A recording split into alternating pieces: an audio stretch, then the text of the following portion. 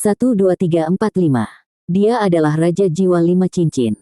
Su Xiaoyan berseru. Gu Yue beraksi, mengirimkan rentetan es ke arah Sun Runyu. Pada awalnya, Sun Runyu menahan diri untuk tidak menyerang anak-anak, wajah muda mereka berfungsi sebagai pengingat. Tapi itu berubah begitu mereka semua mengungkapkan cincin jiwa mereka, masing-masing 3 yang mengejutkan. Dia mengertakkan gigi, cincin jiwa keduanya menyala saat kabut mengembun menjadi tetesan air yang lebih besar dan lebih bisa dibedakan. Tetesan itu merobek jalurnya ke depan dalam gelombang besar, udara mendesis setelah mereka. Kekuatan 5 cincin jiwa tidak dapat disangkal. Bahkan jika jiwa bela diri dan jiwa roh Sun Runyu biasa-biasa saja, kekuatan jiwanya masih duduk kokoh di peringkat 51. Diilhami dengan kekuatan jiwa, gelombang tetesan air membentuk penghalang yang tidak bisa ditembus yang menghalangi es yang masuk. Setiap tetesan adalah bola meriam miniatur, meledak saat menabrak menjadi semprotan kabut halus, lapisan kedua dari perisai kuatnya. Ini adalah kekuatan dari seorang Raja Roh. Namun, kekuatan seperti itu tidak bisa mempersiapkannya untuk apa yang terjadi selanjutnya. Begitu cincin jiwa pertama Gu Yue menyala, Sun Runyu merasakan kendali atas elemen air robek darinya. Ini adalah efek dari gelombang elemental Gu Yue. Setelah beberapa saat penyelidikan, dia memiliki gambaran yang jelas tentang jiwa bela diri Sun Runyu. Itu adalah kabut, dan meskipun di permukaan itu tampak seperti jiwa elemen air murni, dia bisa tahu dalam kenyataannya itu bukan. Jika tidak, dia tidak harus puas dengan 4 cincin jiwa kuning.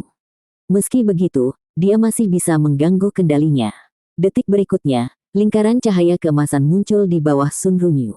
Kabut yang menyelimutinya tenggelam ke tanah, ditelan oleh cahaya keemasan. Pucat-pucat merayapinya saat menyadari apa yang terjadi. Efektivitas jiwa bela diri kabutnya secara alami anjlok tanpa air di udara.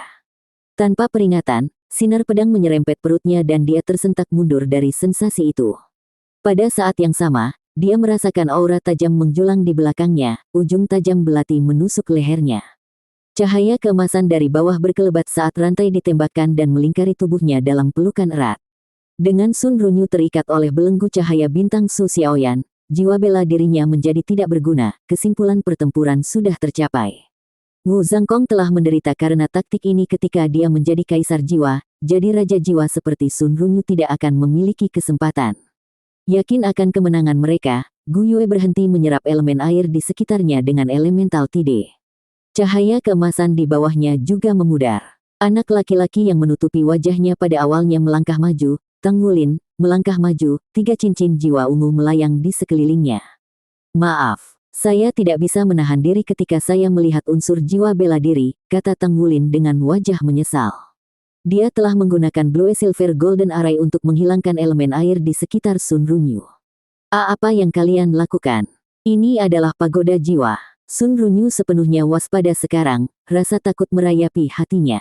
Para remaja sebelum dia cepat dan tegas dalam serangan mereka. Dia tidak bisa mengikuti mereka. Kerja tim mereka luar biasa, melebihi pemahamannya.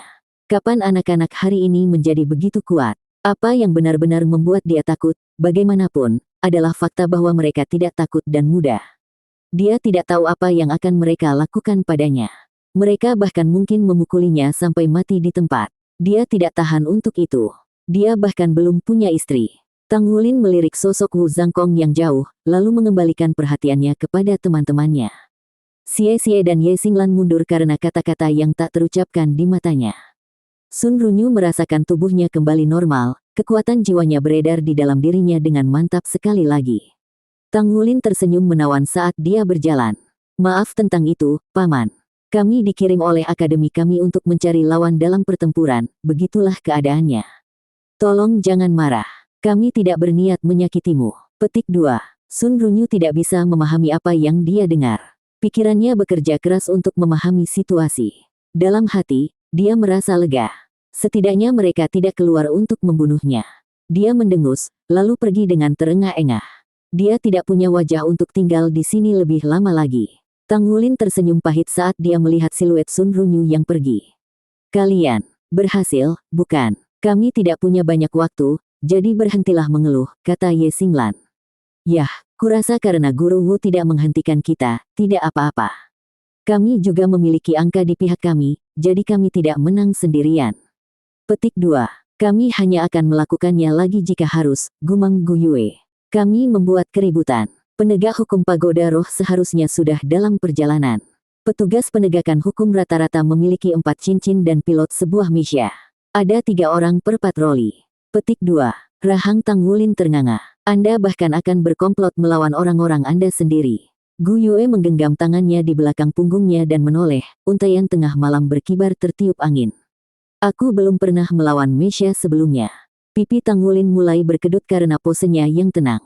Dia mulai menyesal bekerja dengan mereka. Siapa yang berani membuat gangguan di pagoda surga Do Spirit? Suara elektronik bergema di seluruh area. Sesaat kemudian, 3 sosok besar melesat. 1 berwarna ungu, dan 2 lainnya kuning. Total 3 misya. Seperti yang dikatakan Gu Yue, 1 skuadron dari 3 misya telah tiba.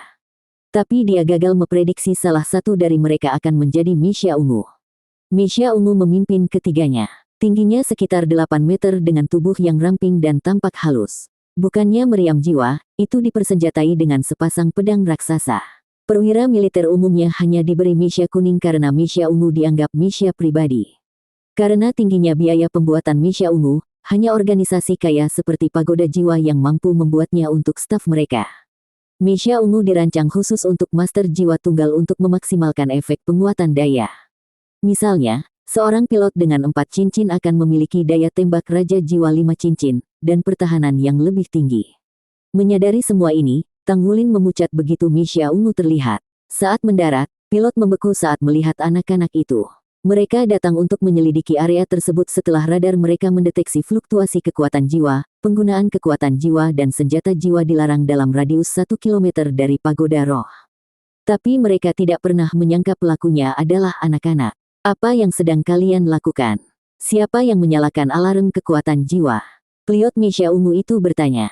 Itu dia. Ye Xinglan mengacungkan jari ke Tanggulin.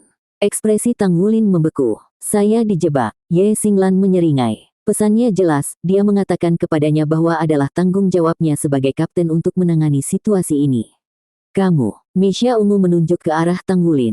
Ikutlah bersamaku. Kalian semua cari gurumu. Petik 2. Tanggulin tersenyum pahit, menarik anggota tubuhnya lebih dekat ke tubuhnya untuk menunjukkan ketundukan. Maaf, Paman Penegak Hukum, saya melakukan kesalahan. Tolong jangan bawa aku masuk. Aku berjanji tidak akan melakukan ini lagi. Petik 2. Ye Xinglan membelah sisinya dengan tawa. Orang ini, petugas penegak hukum mendengus. Aturan pagoda jiwa sangat ketat dan Anda tidak akan mendapatkan perlakuan khusus. Ikutlah bersamaku. Jangan khawatir. Anda hanya perlu menjelaskan cerita Anda dengan benar dan meminta guru Anda datang menjemput Anda. Hukumanmu tidak akan terlalu keras. Petik 2.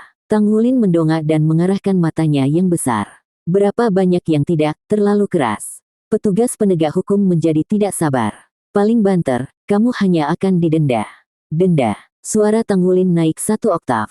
Saya tidak punya uang, tetapi saya memiliki hidup saya. Uang adalah hidupku. Kamu bisa mendapatkannya dari mayatku. Tanggulin berbalik dan berlari menjauh, teriakannya mengikuti dia seperti jubah tua. Saat melihat sosok melarikan diri Tanggulin, petugas penegak hukum dalam misya ungu mendengus kaget. Bukankah anak-anak seusianya biasanya memandang misya pilot? Kenapa dia begitu tidak patuh? Dia mengejar Tanggulin sepersekian detik kemudian. Aturan adalah aturan. Dia tidak bisa membiarkan Tanggulin melarikan diri. Namun, dia dipisahkan dari 2 rekan patrolinya dengan melakukan itu. Tanpa mengucapkan sepatah kata pun, anggota tim Tanggulin lainnya menyerang. Ye Xinglan menerkam seperti citah, misya kuning berfungsi sebagai mangsanya. Udara di sekitarnya berderak dengan panas yang menyengat sementara Gu Yue memunculkan bola api yang sangat besar. Dengan sekejap ia merobek udara menuju misya kuning lainnya. Sementara itu, Xie menyelinap ke dunia gaib, merek gaibnya sendiri. Dalam satu gerakan yang mengalir, Su Xiaoyan mengangkat tongkat esnya dan tombak es muncul di udara. Dengan perhatian mereka masih terfokus pada pemimpin mereka, para pilot misya gagal bereaksi terhadap serangan tersebut. Yang pertama menjangkau mereka adalah Ye Xinglan. Pedang Stargotnya bersinar dengan gemilang saat dia mengacungkannya dan menggunakan skill jiwa pertamanya, Bintang Dewa Pedang. Saat itu juga, dia menjadi satu dengan pedangnya. Dalam hal kekuatan jiwa, Ye Xinglan adalah yang terkuat di tim mereka, diambang mendapatkan cincin jiwa keempatnya.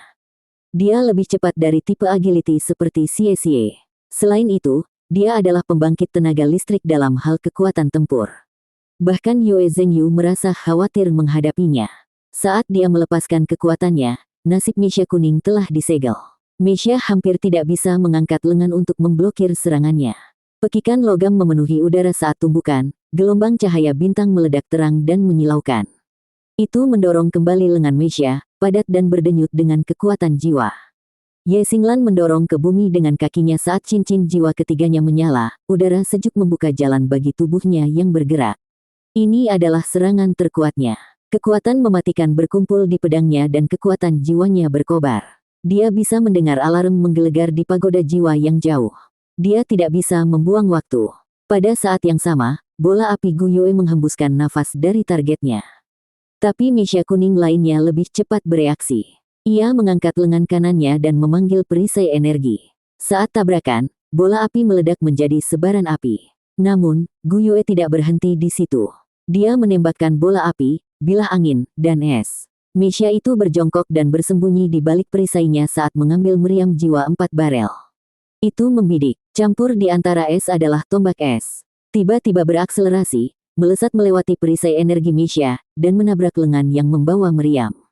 Itu hancur menjadi semprotan es halus yang mendarat di lengan tersebut dan membekukannya di tempatnya. Xie muncul dari udara tipis di belakang Misha ini. Menunjuk celah di armor, dia menusukkan belatinya ke kelemahan, lengan dan senjatanya sebagai gerakan yang kabur. Meskipun Misha sangat berlapis baja, yang satu ini secara khusus memiliki armor yang terkonsentrasi di bagian depannya. Jika tidak akan hemat energi. Kelemahan Misha adalah salah satu hal pertama yang diajarkan Akademi Shrek. Xie menancapkan belatinya lebih dalam ke armor dan memutuskan salah satu kabel pusat untuk mengoperasikan Misha. Dalam sekejap mata, lampu Misha meredup dan gerakannya melambat hingga berhenti, meninggalkannya sebagai bebek duduk untuk pemboman elemen yang masuk. Ledakan benturan yang bergema mengejutkan pilot Misha ungu itu selama mengejar Tang Wulin. Pilot itu mengalihkan perhatiannya ke belakang saat dia melanjutkan pengejarannya. Tepat pada saat itu, Tang Wulin menancapkan kakinya ke tanah dan memutar tubuhnya. Dia mendorong tangannya ke langit untuk mencegat tangan raksasa Misha itu. Cahaya keemasan menyelimuti dirinya saat cincin jiwa emas yang bersinar bangkit dari kakinya. Itu adalah tubuh naga emas. Dengan pilot Misha ungu terganggu, Tang Wulin mengambil kesempatan untuk meraih tangannya dan melemparkannya ke bahunya, berkat kekuatannya yang luar biasa. Sebelum menabrak tanah, Misha memanggil perisai energi di punggungnya. Itu berhenti tepat sebelum tabrakan. Pada saat yang sama, Misha tersebut melepaskan ledakan listrik di Tang Wulin. Untaian rumput biru keemasan melesat dari tanah, melambungkan Tang Wulin ke udara dan keluar dari bahaya. Misha ungu itu mendorong tanah dengan satu tangan dan memperbaiki posisinya. Sebuah goresan tajam, dan itu mencabut dua pedang raksasa dari punggungnya, mencengkeramnya dengan tangan mekanis yang besar. Tetap saja, Tang Wulin tidak mundur untuk berkumpul kembali dengan teman-temannya. Dia ingin memberi mereka cukup waktu untuk mengalahkan dua Misha kuning. Bertarung melawan tiga Misha yang bekerja sama berarti kekalahan. Pilot dari pagoda roh ini berpengalaman dalam kerja tim, tidak diragukan lagi. Dia mendesak esensi darahnya untuk mengalir secara terbalik, memanggil kekuatan naga emas mengguncang surga. Raungan drakonik mengguncang udara. Tangan kanannya berubah menjadi cakar naga, terbungkus benang cahaya bintang, tantangannya terwujud setelah mereka. Ini adalah pertarungan pertamanya melawan Misha. Tidak memberikan segalanya berarti gagal. Aura Tang Wulin berkobar dan sisik naganya berkilau cemerlang, menyaingi matahari. Seperti sambaran petir, dia melesat ke depan dan melayangkan pukulan. Kepala naga raksasa terwujud di depan tinjunya, meledak dalam kobaran emas. Misha ungu itu mengayunkan pedangnya pada serangan itu seperti seekor lalat. Bagaimanapun, itu hanya serangan anak-anak. Bahkan jika anak itu luar biasa, pilot harus berlatih menahan diri. Saat pilot menuangkan kekuatan jiwanya ke dalam Misha dan memanggil jiwa rohnya, listrik berkedip-kedip di sepanjang pedang. Ini adalah perpaduan teknologi dan kekuatan master jiwa. Udara dalam radius 10 meter berderak dengan listrik, bau sesak yang kental dan menyebar dengan cepat. Pedang itu memukul mundur Tang Wulin dengan ledakan, tetapi Misha itu juga tidak keluar tanpa cedera. Sebelumnya, Tang Wulin telah mengalahkan harimau putih neraka Wu Shiduo dengan Golden Dragon Shocks the Heavens. Meskipun perpaduan Misha ungu dan pilotnya sekuat Raja Roh, itu masih tidak bisa dibandingkan dengan kekuatan macan putih neraka. Misha itu menyilangkan pedangnya untuk bertahan, menjaga dari serangan kekuatan dari Golden Dragon Shocks the Heavens. Namun, drakonik itu mungkin masih membuatnya kehilangan keseimbangan. Seutas rumput Blue Silver bermunculan dari tanah dan membentuk mata air darurat di belakang Tanggulin, memantulkannya langsung ke Misha dengan kecepatan luar biasa. Sekali lagi, Misha menghasilkan posisi bertahan, memanggil perisai energi berkekuatan penuh. Tapi itu tidak berhasil. Dalam sekejap mata, Tanggulin mencapai Misha dan memasukkan cakarnya ke perisai. Dengan bantuan kekuatan jiwanya, efek menghancurkan cakar, dan sarung tangannya, dia dengan mudah merobeknya. Cakar Tanggulin menghantam Misha ungu itu, memaksa Misha ungu itu mundur dan meninggalkan 5 luka dalam di pelindung dada. Pertempuran lainnya juga selesai. Salah satu Misha kuning memiliki kabel pusatnya terputus oleh Xie, sementara yang lain telah dipenggal oleh skill jiwa ketiga Ye Xinglan, Starfall Sword. Dia telah turun seperti meteor, menghancurkan penghalang Misha dengan tebasan pedangnya dan menghancurkan kepalanya. Untungnya bagi pilot, kokpitnya terletak di tubuh Misha jadi dia hanya melompat ketakutan karena kehilangan penglihatan yang tiba-tiba. Berhenti, suara Tanggulin memotong kekacauan di medan perang.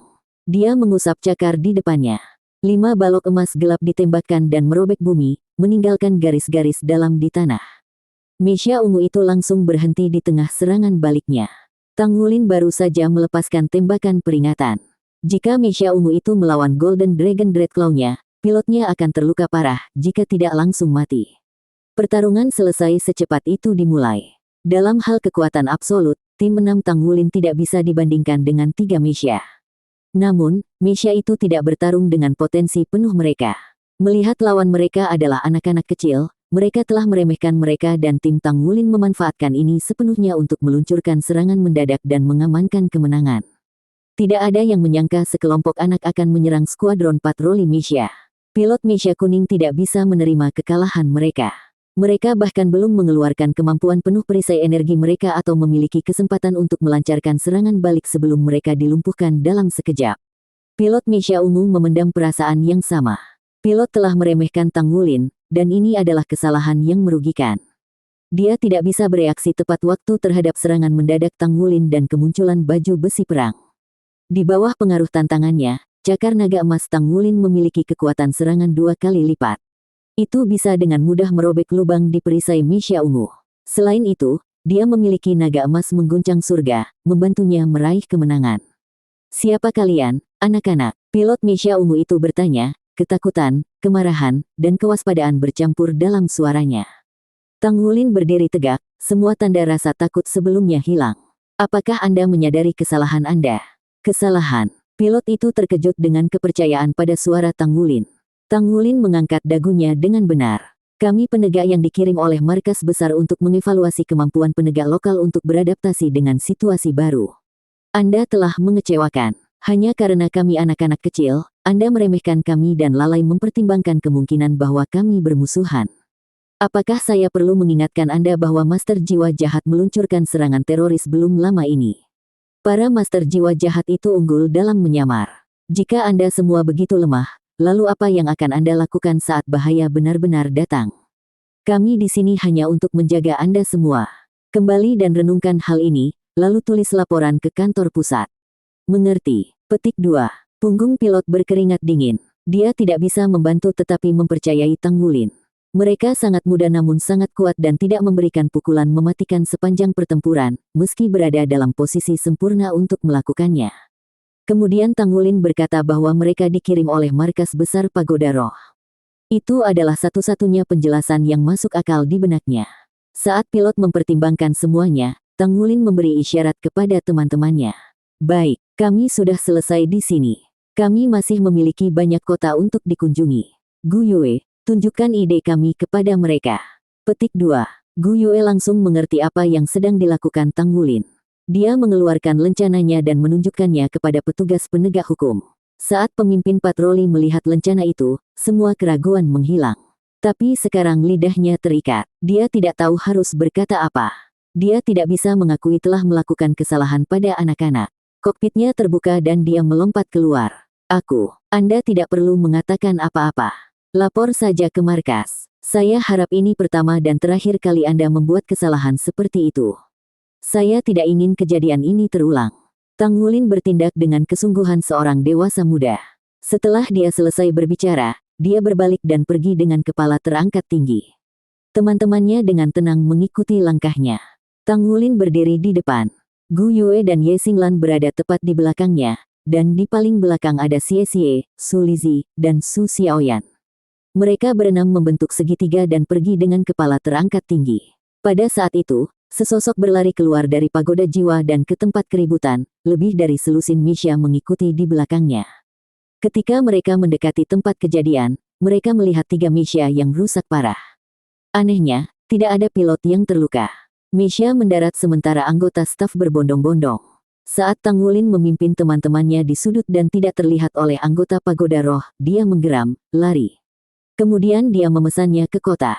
Teman-temannya mengejarnya dalam lari sprint gila dari tempat kejadian. Mereka berlari selama lebih dari 10 menit, zigzag melalui gang-gang kecil dan jalan utama sampai mereka berakhir di sebuah kafe. "Bos, aku sangat mengagumimu," Xie Xie berkata. Meskipun dalam jangka panjang, dia tidak sesak atau lelah. Dia adalah tipe agility. Dia menatap Tang Wulin dengan mata penuh kekaguman. Gu Yue terkikik. Apa yang membuatmu mengagumi dia? Xie Xie tersenyum aneh. Tentu saja kemampuannya untuk mengatakan kebohongan yang begitu berani dengan wajah yang lurus.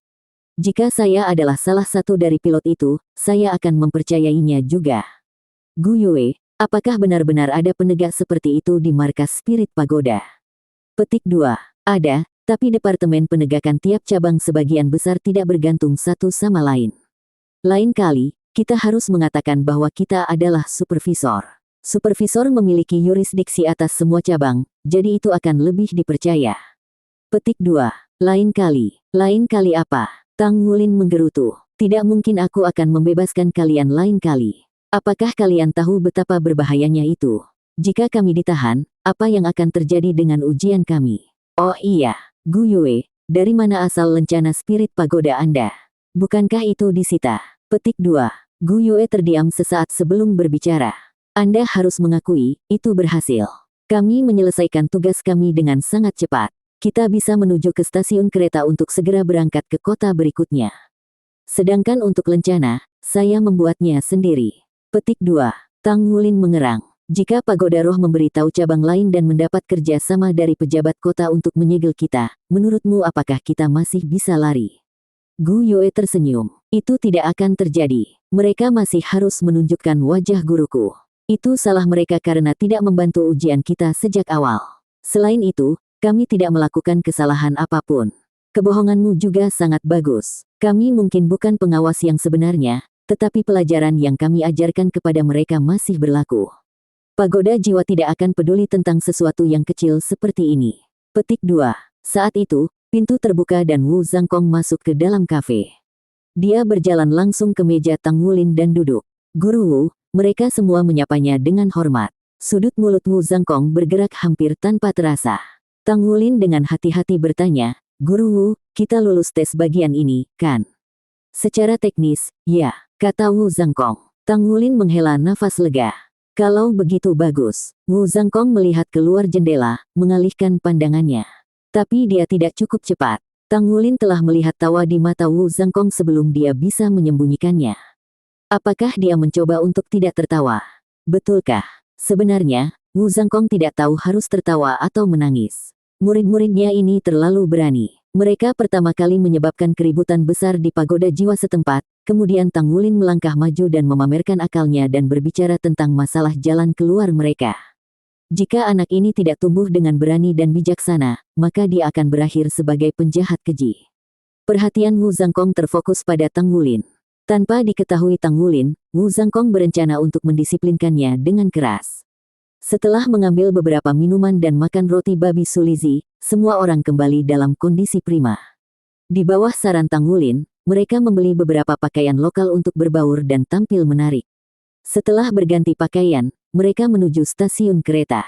Namun, ketika mereka tiba, mereka terkejut mengetahui bahwa stasiun telah ditutup. Pada saat itu, Tang Wulin ingat bahwa serangan teroris baru saja pagi ini.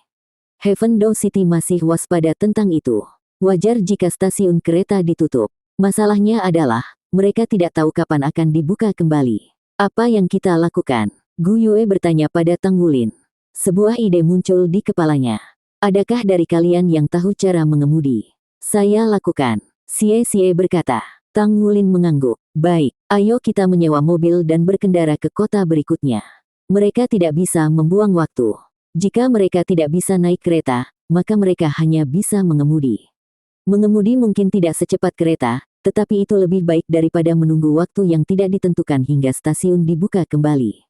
Selain itu, stasiun kereta api merupakan pusat aktivitas manusia. Pagoda jiwa mungkin mengirim orang ke sana untuk mencari mereka. Di ruang konferensi yang terletak di dekat bagian atas pagoda Heaven Door Spirit, lebih dari selusin eksekutif tingkat tinggi duduk terpaku pada layar besar, beberapa memakai beberapa helai rambut abu-abu dan yang lainnya lebih maju di tahun-tahun mereka. Di layar diputar rekaman pertempuran antara 6 anak dan 3 Misha. Video tersebut memiliki resolusi tinggi dan audio yang tajam, berkat perangkat perekam Misha. Kami penegak yang dikirim oleh markas besar untuk mengevaluasi kemampuan penegak lokal untuk beradaptasi dengan situasi baru. Anda telah mengecewakan. Hanya karena kami anak-anak kecil, Anda meremehkan kami dan lalai mempertimbangkan kemungkinan bahwa kami bermusuhan. Apakah saya perlu mengingatkan Anda bahwa Master Jiwa Jahat meluncurkan serangan teroris belum lama ini? Para Master Jiwa Jahat itu unggul dalam menyamar. Jika Anda semua begitu lemah, lalu apa yang akan Anda lakukan saat bahaya benar-benar datang? Kami di sini hanya untuk menjaga Anda semua. Kembali dan renungkan hal ini, lalu tulis laporan ke kantor pusat. Mengerti. Petik 2. Begitu pemimpin kelompok anak-anak menyampaikan kata-kata ini, dia melanjutkan perjalanannya dengan tenang. Tidak sekalipun dia menoleh ke belakang. Ekspresi keraguan berkedip-kedip di wajah semua orang yang hadir. Master Pagoda, apakah Departemen Penegakan di markas besar memiliki yurisdiksi atas kita? Bukankah itu tugas Departemen Pengawas? Tanya seorang pria parubaya, matanya tertuju pada pria tua di kepala meja. Bukankah yang dia katakan salah? Tetua itu mendengus. Lupakan tentang latar belakang anak-anak ini untuk saat ini. Izinkan saya bertanya kepada Anda, apakah kata-kata mereka tidak benar? Bagaimana Departemen Penegakan Hukum kita begitu lalai sehingga mereka bahkan tidak bisa menangani anak-anak? Ada serangan teroris hari ini. Dan menurut sumber yang dapat dipercaya, Master Jiwa Jahat menyerang stasiun kereta sesudahnya. Saya sudah mengirim beberapa orang untuk penyelidikan internal. Jika standar Departemen Penegakan kita benar-benar turun begitu rendah, maka semua orang di sana bisa melupakan gaji mereka. Petik 2. Seluruh ruangan kehilangan lidah mereka karena tampilan kemarahan seperti itu. Naikkan level siaga Departemen Penegakan Hukum menjadi oranye. Kami akan menggunakan investigasi internal untuk memeriksa keadaan. Kalau dipikir-pikir, tidak cukup hanya 3 pilot itu saja yang menulis laporan. Mintalah setiap orang di Departemen Penegakan untuk menuliskannya juga. Dan menggandakan pelatihan mereka. Petik 2. Dimengerti. Pertemuan ditunda dan suasana berat di ruangan itu terangkat ketika semua orang keluar. Semua orang kecuali Master Pagoda dan pria parubaya. Apakah Heavenly Phoenix Douluo mengatakan sesuatu? Tanya Guru Pagoda. Dia tidak mengatakan sepatah kata pun. Sepertinya dia menyerahkan kebijakan kami dan tidak akan mengintervensi keputusan kami. Pagoda Master, haruskah kita menangkap anak-anak itu? Petik 2. Apa kau sangat suka kehilangan muka? Buat perintah diam tentang masalah ini. Jangan sampai bocor ke publik. Petik 2. Mengerti. Anak-anak akhir-akhir ini sungguh berani. Petik 2. Master Pagoda meliriknya. Kamu bilang mereka harus mengunjungi 10 kota untuk ujian. Pria parubaya itu mengangguk. Itulah yang dikatakan Gu Yue padaku. Senyuman licik terlihat di bibir Pagoda Master. Pastikan ini tidak bocor ke cabang lain kalau begitu. Kami tidak akan menjadi satu-satunya yang kehilangan muka. Petik 2. Pipi pria parubaya itu bergerak-gerak. Pagoda Master, sikap seperti apa itu? Master Pagoda akhirnya bangkit dari tempat duduknya dan mendekati jendela, mengintip ke pemandangan kota. Kita sudah terlalu lama berdamai. Kami membutuhkan sesuatu untuk membuat kami waspada. Hanya 5 tahun lagi, dia hampir tidak bisa merasakan kakinya. Atau bernafas, dalam hal ini. Meski terlihat lama dan keras, Tang Wulin dan teman-temannya tidak dapat menyewa mobil. Setidaknya, mereka tidak dapat menemukan satu yang bisa membawa mereka keluar dari Heaven Door City. Tidak ada pilihan lain, mereka membeli mobil kecil seharga 800.000 kredit sebagai gantinya.